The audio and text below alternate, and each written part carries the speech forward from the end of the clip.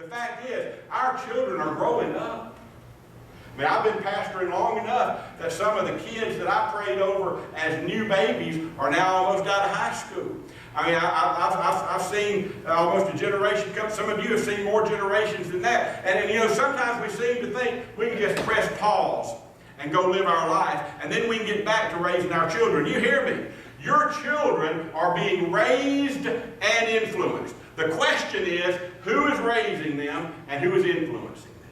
You don't get to stop. Your children are going to grow up whether you want it to happen or not. They're going to grow up and they're going to be shaped and molded by somebody whether you want it to or not. Here's the problem. We've decided to let other people raise our children. You say, Brother Chris, I'd never do that. Well, we might not ever say it. But we've said to the popular culture, because there are things that are in our speech now, there are words that they use that our children hear that 40 years ago would have been unthinkable. But now we don't think much about some of the slang and even profanity that children use sometimes, because we've said to the popular culture, you know what? You set the standard for what's acceptable. And I'll raise my children to the culture standard. We said to the music industry.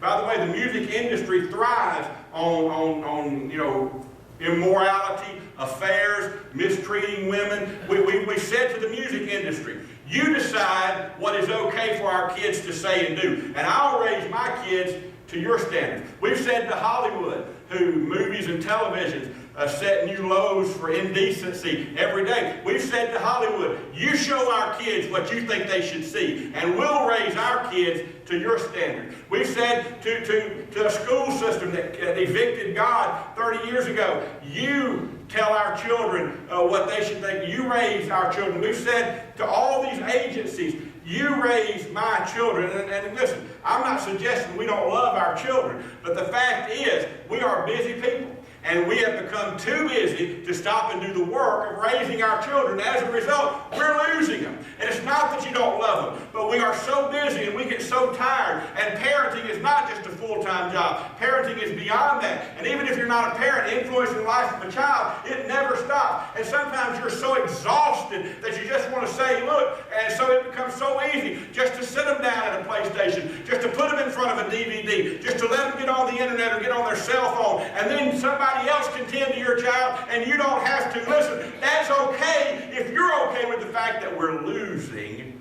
our children. It's going to take men and women of God that make a concerted effort to reclaim our kids. So here on June 16, 2013, I say it's time we take our children back. It's time that parents, grandparents, aunts, uncles, friends, and family say to the world, say to popular culture, I'm not going to be satisfied for my child to be raised to your standards. I'll set the standards for my child based on the Word of God. I will raise my child. To use a biblical expression that you're going to see the grounds for in just a moment, we better wake up and keep our children from the fire.